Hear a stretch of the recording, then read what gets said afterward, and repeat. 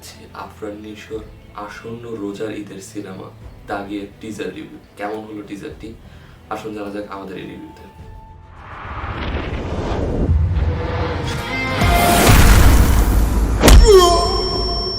জেলের দাগ একবার যার লাগছে সেই দাগই সারাটা জীবন। চরিত্রায়িত করছেন, তার নাম হচ্ছে নিশান। তিনি এমন একজন ব্যক্তি যিনি জীবনে একটি কারণবশত জেলে প্রেরিত হয়েছেন। এখন তার উপরে কেন জেলার থেকে শুরু করে সাধারণ কারানিবাসীরা একের পর এক নির্যাতন করছে এবং তার কিভাবে একজন ভীত সন্ত্রস্ত মানুষ থেকে একজন অত্যন্ত রাগী শক্তিশালী মানুষের পরিবর্তন করছে। তিনি জেল থেকে যখন বের হচ্ছেন তখন তিনি কার উপরে তার প্রতিশোধ নেওয়ার চেষ্টা করছেন এবং তিনি এমন কি করেছেন জেল থেকে বের হয়ে আবার যে তাকে আবার ফাঁসির কারাদণ্ড পর্যন্ত যেতে হচ্ছে। এই সমস্ত গল্পকে কেন্দ্র করে মূলত টিজারের স্টোরিটা দেখানো হচ্ছে।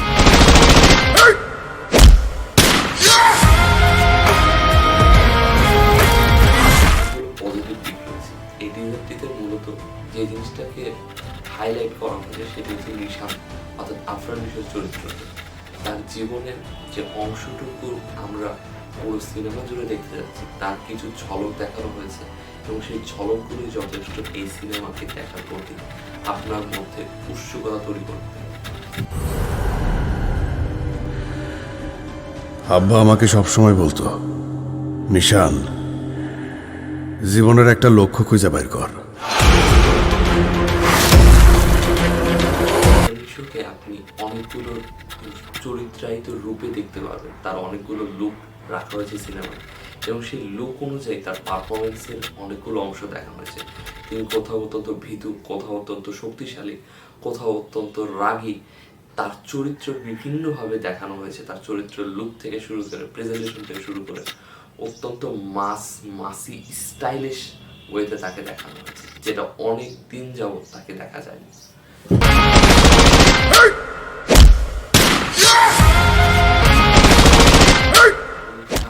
সেই মূল কাজটি টিজারটি করতে সক্ষম হয়েছে, যেটি হলো মানুষের মধ্যে উৎসুকতা পোষণ করা, প্রশ্ন তৈরি করা।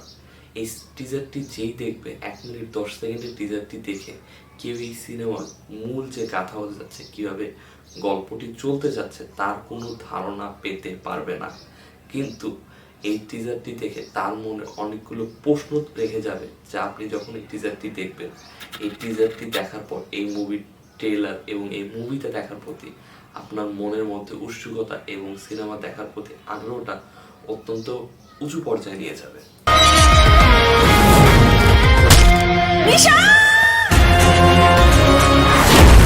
আমার ট্রেলারটির ভিতরে যে ব্যাকগ্রাউন্ড মিউজিক ইউজ করা হয়েছে, যেভাবে চরিত্রগুলোকে দেখানো হয়েছে, যেভাবে আলোর ব্যবহার করা হয়েছে, ক্যামেরার কাজ করা হয়েছে, টেকনিক্যাল যে ডিপার্টমেন্টটা রয়েছে, সব দিক থেকে দুর্দান্ত।